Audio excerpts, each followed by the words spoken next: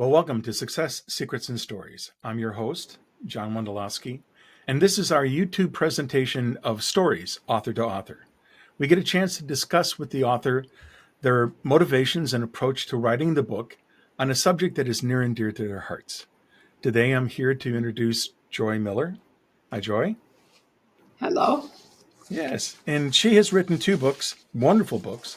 The first one is The Joyful Godliness Decision Making. And the second book is The Unbreakable, Fighting Cancer with God.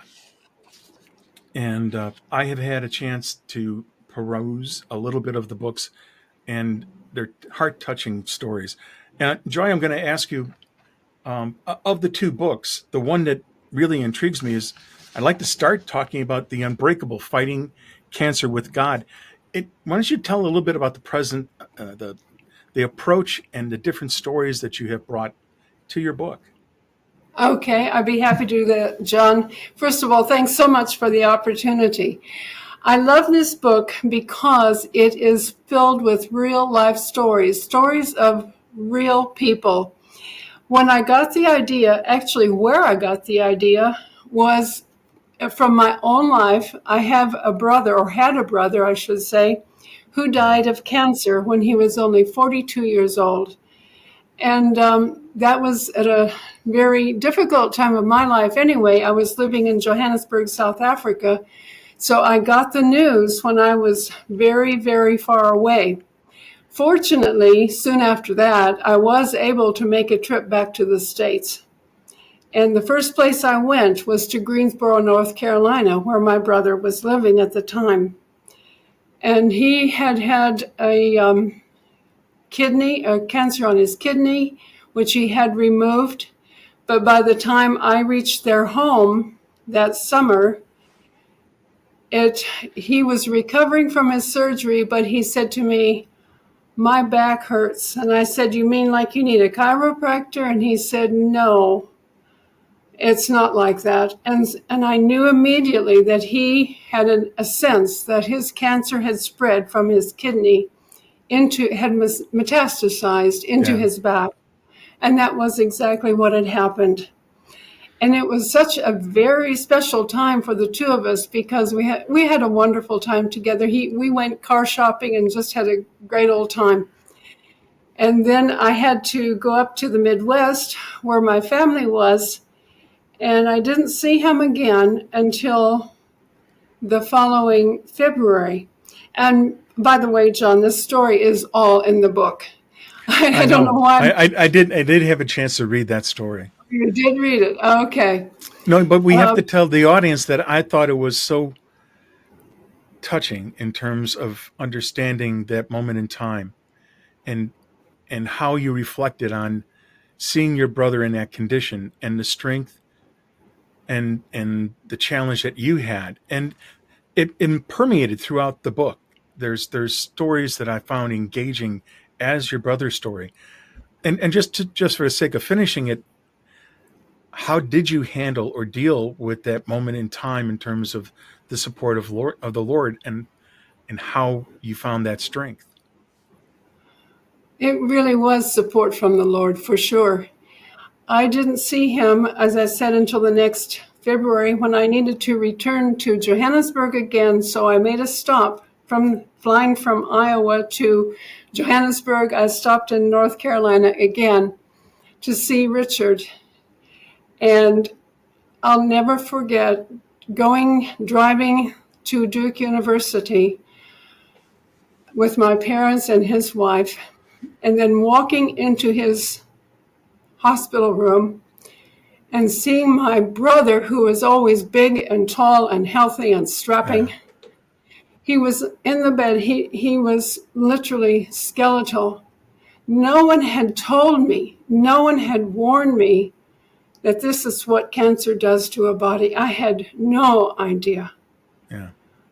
It was devastating. I can't use any other word but devastating. But there was another story to change the subject a little bit, because that one that's pretty dear to your heart. The moment in time where the one, I think it was a child, and there was a laying of hands, in order to find the strength. And I found that story intriguing. And maybe you should talk a little bit about that moment in time in terms of how you've created that story in the book too, to show the strength of prayer. That was our granddaughter, little tiny girl, 3 years old, and she was not a very well child, or not a very robust child, I should say. Anyway, and her parents discovered that her fragile little body was permeated with cancer. Her bones were filled with cancer. There was no other way to describe it. Right. Which of course made her very susceptible to bone breakage and falls and that sort of thing. And of course, you do everything you can for a child, all the medical treatment you can imagine. And I will say, though, that was 30 years ago. I don't know. I'm sure they did the best they had then, but things have changed a lot, too. Right. But this little girl kept getting worse, no better. And my husband was doing pulpit supply, so he was preaching at a church at that time. And, of course, the parishioners found out what was going on. Sure. And they wanted to pray for this little girl. Well, my husband said, of course, we pray, don't we? That's the right thing to do. He'd never done the laying on of hands before, but he was certainly very open to it. And so on Sunday morning, they all gathered around little Lucy and laid hands on her and prayed for her. And my husband says he's never forgotten what the sensation that he had of heat flowing from his head down and through his hands to the little girl. And there were no dramatic changes, but within the next week, well, actually what happened is her parents took her to the doctor and they did the usual diagnostics, and they said, what's happened to this little Lucy? She's getting better. There's no reason for her to get better. So of course they told him what they had done. They had prayed, and in the prayer of faith does heal. And that's what happened with her. That's awesome. So there's other stories that are where you saw it in terms of the nursing care and the nurse's experience in terms of fighting cancer. Their story, the story of how it affects the family, and it's hopeful. It really is talking about the strength of what you saw through your life. A lot of this is things that you've experienced. Obviously, the first two stories are your heart, but there are other stories in your book that are talking about other situations that you were aware of. Yes. And it's the moment of looking for strength. And which one of those stories I think you think are most compelling in terms of that example? Oh my. Well, first, a general statement. I have had some people say, I don't think I can read a book about cancer. That's just too difficult. It's too hard. It is hard. And so what I want to say to you, John, is that this is a book, I hope you can tell me, that is filled with stories of triumph and hope. Most of all, I wanted to communicate hope. Okay.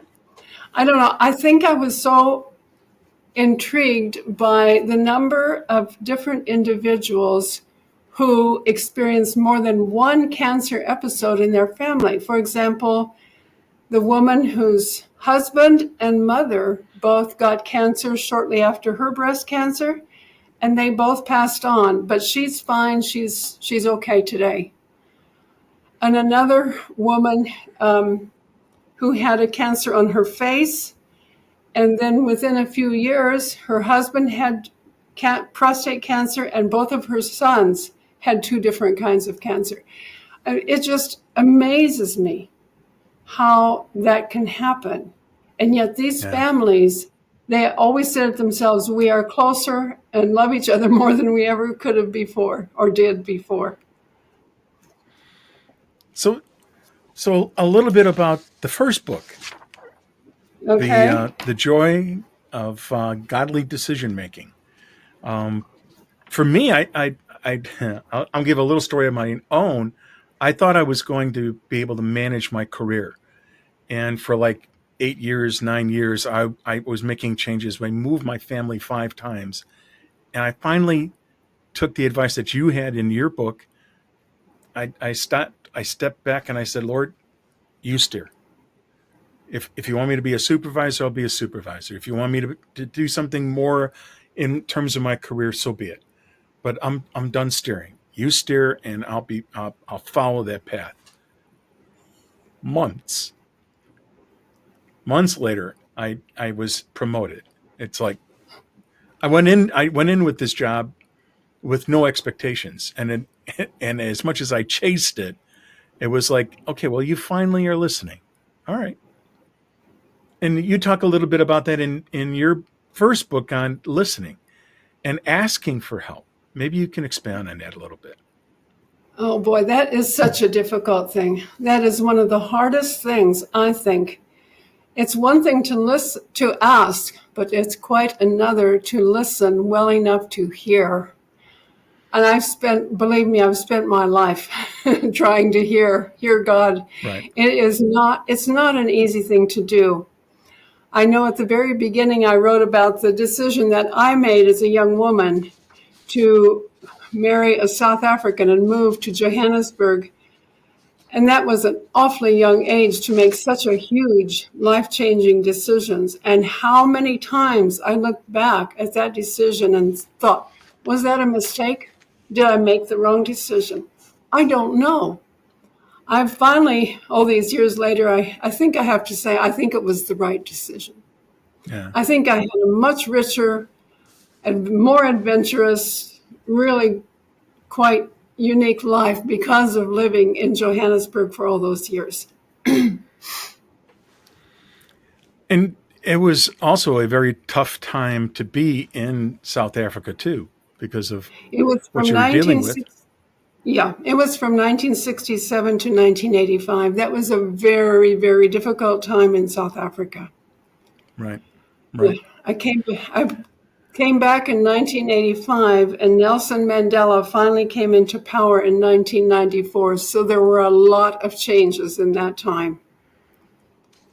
And in my book, I had worked with a gentleman by the name of Dr. Durst, and he was one of the people that Nelson Mandela brought in to help do the transition to the new government. And I saw that, it was like, what an interesting moment in time of you seeing the part that had to change, and then knowing someone who was actually part of making that change happen. It was very interesting reading your book, and that part. Good. The part about listening and understanding prayer, decision making, and what you were trying to suggest to your audience. Maybe you can talk about it, because you brought it up a couple times about decision making. Which aspect? I can talk a lot about different things. Let's think. Seeking guidance, I think, is one of the keys that I heard. You're looking for prayer and meditation, and to understand what it is in terms of making a decisive decision. And I think this the quality of prayer. Yeah, I came upon, actually, I think I suggested two slightly different methods, although if you look at the two methods, they really are the same. Right, there's two. Right. Yeah, they're the same thing, and that is asking with faith and believing, listening and prayerful listening, which is part of meditation. And right. I know I've taught this a number of times to adults here in the States, and some people find it easy, other people find it extremely difficult, because we have a tendency to think that the thoughts that come into our heads are our thoughts. But if we are praying and listening to God, we have to have faith and believe that those are the thoughts that He is planting in our heads, our minds, our souls. And as I said, it's not an easy thing, but when one can learn to practice it. And the other thing that's really important is the journaling aspect. Because I find that if I pray and ask a question, write the question down in my journal, and then I just start writing. Whatever comes into my head, I write. as quickly as I can, and then I can go back later and look at it. And you would be amazed, John, at some of the things that come out. I think, where did that come from? Well, I know where that came from. It came Yeah. from the Holy Spirit. Yeah. I've So, had those moments in time too, where you know that it isn't your words; it's the sure, Lord's words, and that's right. you're just the vessel at the time. And That's right. the only thing in my head is, well, don't screw it up. Exactly. Yeah, we get in our own way, don't we? Yes, try to stay out of the way and let the words go. Yeah, Yeah. So, exactly. And don't be um, afraid. right, right.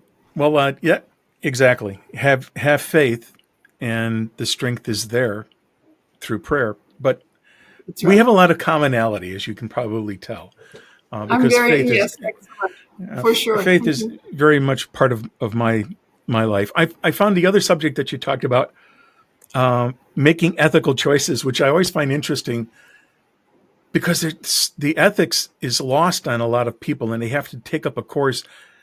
For me, it's common sense or how I was raised. The ethics should be the easiest thing to understand, and I think you expanded on it very well. Maybe you can talk about the the, the real essence of understanding ethics. Oh my, I don't know if I can, John, because as you said, You gave a good I, example of. Go well, ahead. maybe you can help refresh my mind. I think that if I were to tell a young parents, how do you teach your child ethics? I would explain to them, ethics are the standards that are more caught than taught. It's how you live your life. What is important to you? That's how children Very learn true. ethics. Yeah, and standards. I think that's, uh, And don't get me started. That's a problem today. Too many parents do not know yes, how to teach how to teach their children ethics, how to make wise decisions based on what? They have to have some kind of a standard. You have to have a and an standard, and example. that's pardon. And they have to be an example. They have to be examples Yeah, of ethics at yeah, the same yeah, time. exactly. So that's how ethics are taught. And I think that Yeah, ultimately, hopefully, if they've been learned, that's how children will learn to make decisions. Hopefully. yeah. I think the words that you were using is choosing the high road whenever making decisions. Yes. To understand that there are two paths, and taking that high road. For me, it was kind of interesting because I'll tell you just one story that I really found funny for ethics. My dad was Okay. kind of a tough person to get along with, and my brothers and I would just tell the truth. That's it.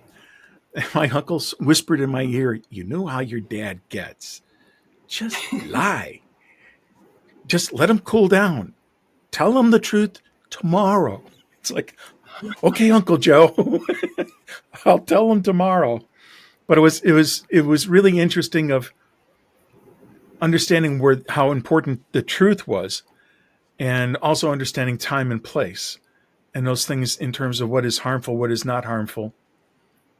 Having a little bit more of the ability of being self-aware. And as a child, you really don't have that awareness as much as you gain that and you get those experiences. Yeah, for sure. So, as a little boy, did you go ahead and do what your uncle said and tell a lie? Oh yes. Oh yeah. My dad was so upset, and it's like, okay, we got to get him to simmer down so that he can enjoy the day. And yeah, my middle brother picked up on it very well, so he understood that lesson really, really, really, really well. That's funny. I've never heard that one before. The other one you talked about in the book was surrendering control, to let go and let God by letting the decision be something that God is controlling. That's something that we talked about earlier, that I talked about, of the moment where Yes. I let go and said the steering wheel is yours. Maybe you can talk about a little bit on what you put into your book.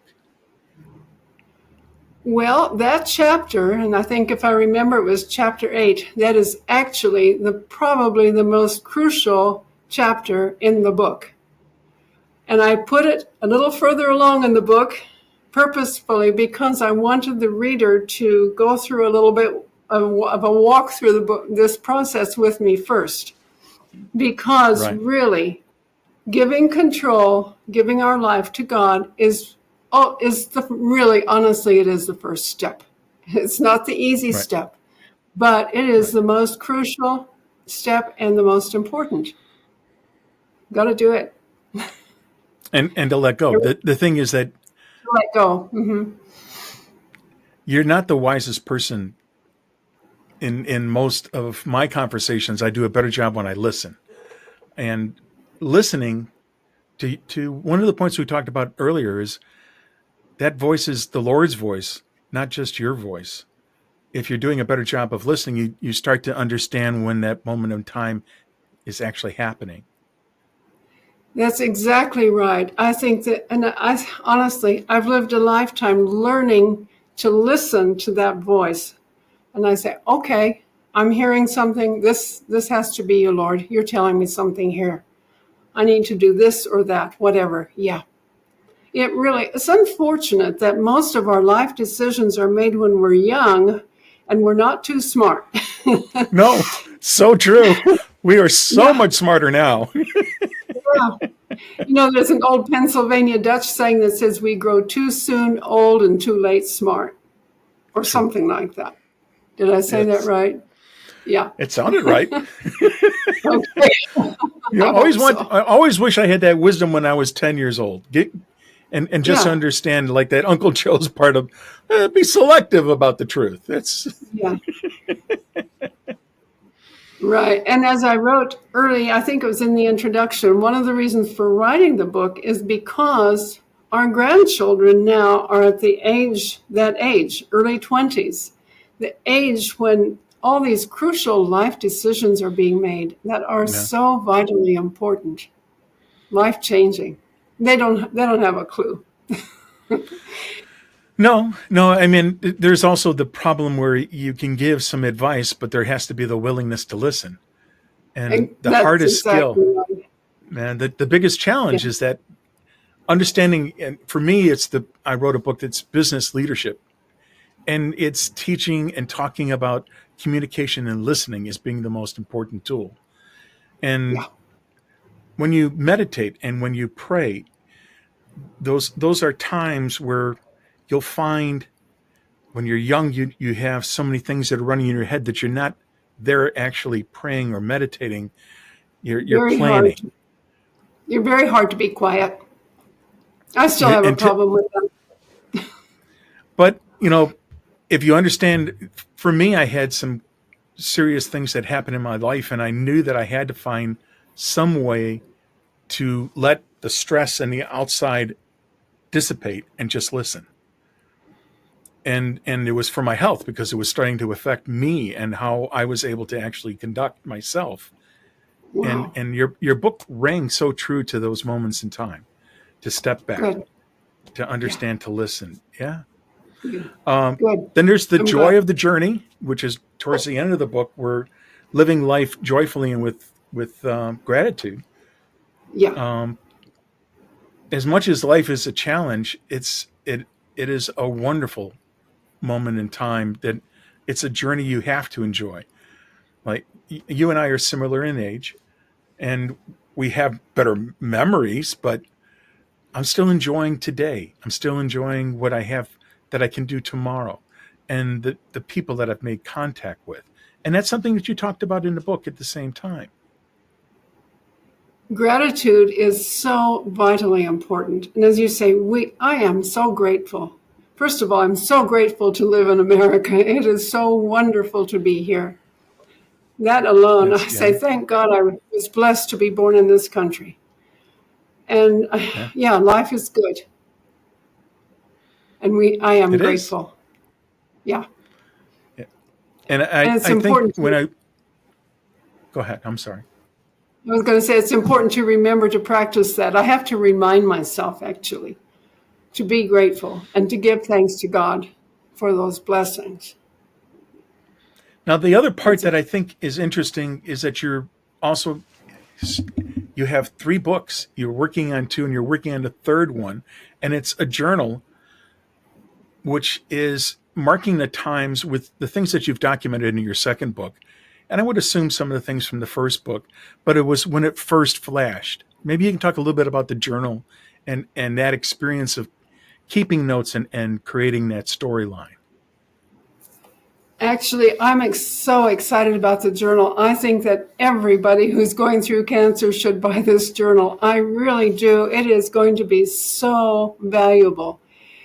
It's to walk you through the experience with a lot of understanding of all the different things. And I'm sure you understand, John, having gone through a lot of that too, what you and your family will experience medically, that's just a small part of it.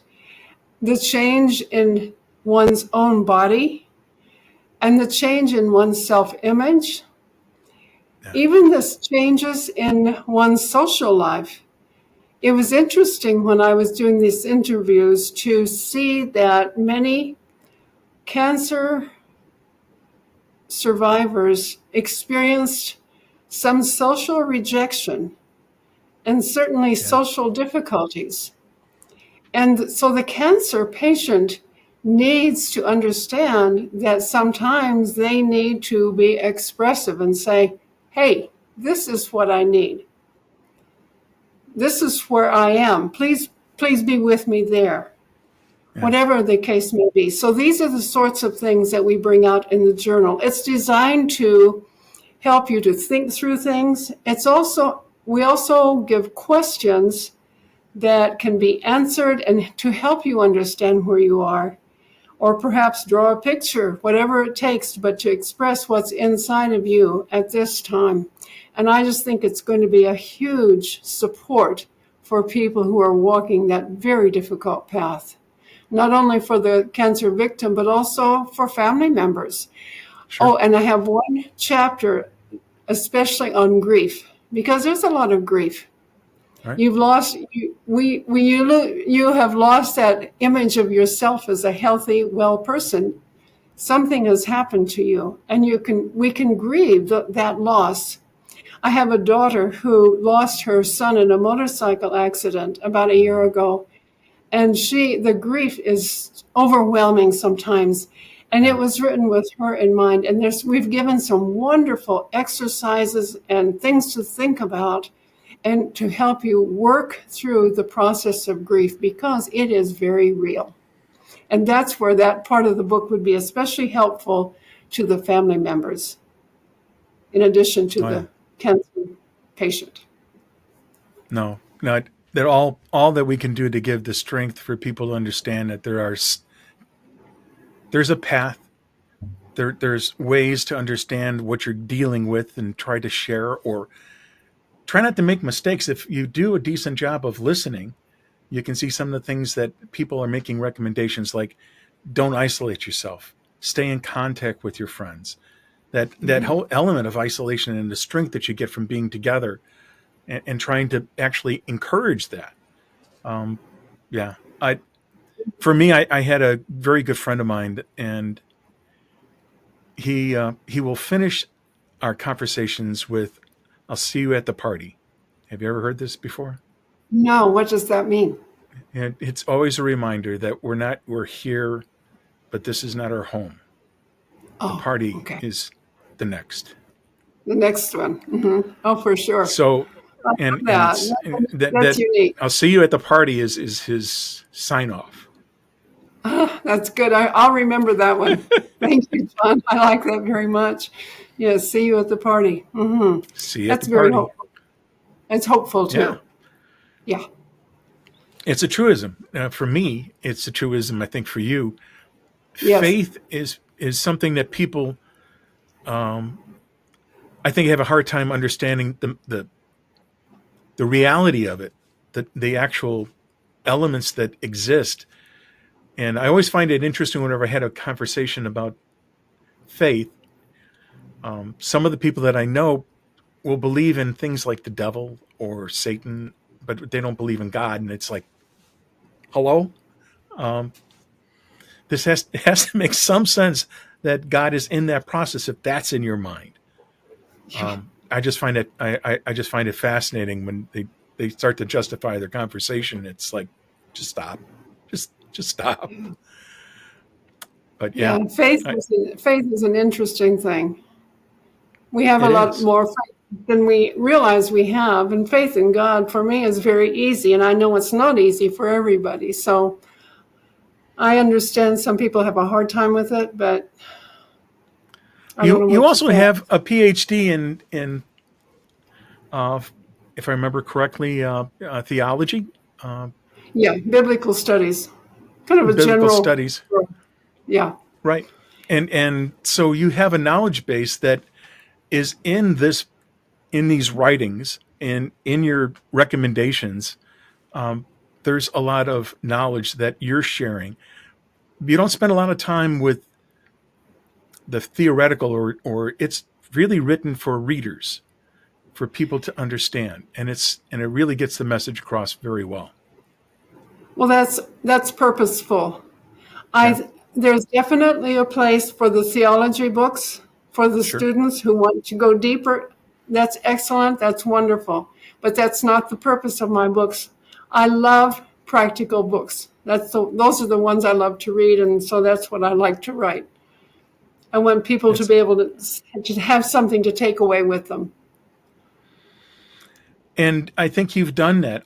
You have two books. You're almost ready to have the third book out. I think they all complement each other. It's I'm really going to recommend that people should really buy all three, because there is something to learn from your first book, something to learn from the second book, and I think the journal will be that kingpin to bring a lot of it together. Um, Okay, now I have a question for you. What do you sure. mean when you say that the first and second books tie together? How is that? How is your thinking on that? Uh, okay, so the second book is the first one that I read, and the elements Okay. of seeing how people made decisions and seeing how they came up with how they applied the lessons they learned. And then you're getting a little bit more of the detail of the decision making piece of it in the first book to understand the mechanics of it. So for me, I think the first book does a very good job of setting the story of faith has those moments of time. If you're not aware of what's happening around you, you're going to miss the lesson. And then it's almost like in the next sentence, the lesson is the first book. These are the mechanics of what we're talking about.